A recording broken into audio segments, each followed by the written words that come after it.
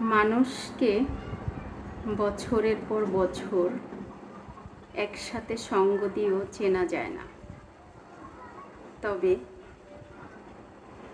আবার এক সপ্তাহ তাকে চেনা যায় 1000 বার। কিভাবে জানেন? টাকা পয়সার লেনদেন করে।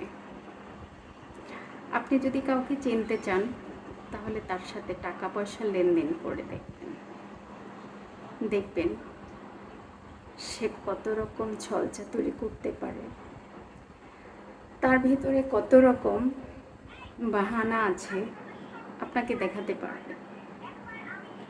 সে যে কত